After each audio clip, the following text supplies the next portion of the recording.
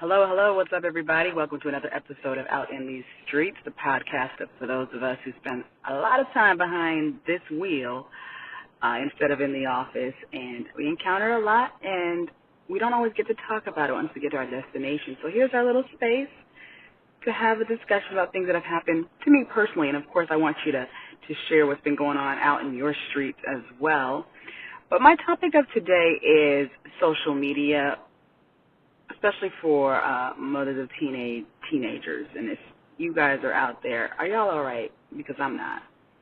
But this didn't really happen to me out in the streets. Well, it did happen to me while I was out in the streets because I was with my daughter the other day, and she proceeds to tell me how disturbing it is that I choose to follow her friends on social media. Now, mind you, she does not pay for her own phone. She doesn't even pay for her own Wi-Fi at the house. Like, it's her phone, but it is on. I'm paying for it, right? I'm paying for everything that it involves. And so I actually was given advice by another mother when I was debating should I even let her have social media. The other mother friend of mine was like, what I do is I follow my daughter's friends so that I'm aware of who's all in her space, right? And I was like, that's a good idea. So I took that advice, and I get Instagram specifically allows you to get alerts when your teenagers are getting befriended by a new person or whatever. So when I get those alerts about my daughter, I'm like, ooh, who is this person? Let me follow them too because I want to know what's going on, right? That came to light, and my daughter and I had a very colorful discussion about how that's not appropriate for a mother to do, and I have no right to follow her friends. And I mean, it got interesting. At the end of the day, nothing has changed. Like, I'm still gonna follow her friends, and I'm still gonna be all up in her business because she really doesn't have any business because she's not living in our house, right? She's right now she's allowed to basically have clothes and food and shelter, and those are her rights, and everything else is a privilege, right?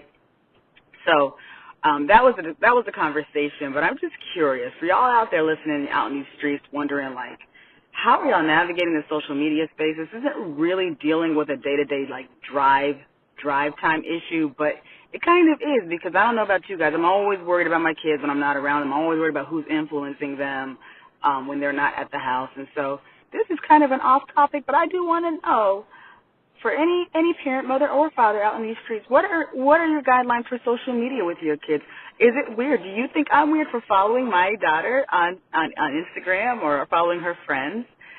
Do you do that? What precautions do you put in place to make sure that there's just no creepers, predators all up in their inboxes, or that they're not living this separate digital life that you have no idea about? Like, that's just kind of my mind. I need to know what's going on. So how are you guys navigating the social media world of your children? And chime in the chat, and don't be a stranger. Keep being safe out there in those streets. And remember, once you do arrive, be sure to thrive.